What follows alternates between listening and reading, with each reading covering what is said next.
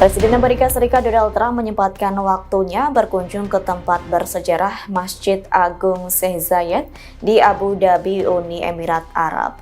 Momen tersebut dilakukannya sebagai bagian dari lawatannya ke Timur Tengah. Terlihat Trump melepas alas kakinya dan menikmati indah dan megahnya Masjid Agung Sheikh Zayed. Trump melepas sepatunya sesuai dengan adat setempat. Saat itu Donald Trump didampingi putra mahkota Abu Dhabi, Sheikh Khalid bin Mohammed Al Nahyan. Presiden Amerika Serikat tersebut kemudian berkeliling dengan menjelajahi aula dan halaman utama masjid. Delegasi Trump diberikan wawasan mengenai fungsi bangunan bersejarah itu sebagai pusat dialog antar budaya dan pemahaman di antara berbagai agama. Trump juga mengaku kagum melihat keindahan interior masjid.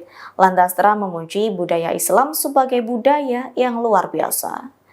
Sekretaris Pers Gedung Putih Caroline Leavitt menyebut bahwa kunjungan ini menandai pertama kalinya dalam sejarah masjid ditutup untuk umum demi menyambut Trump.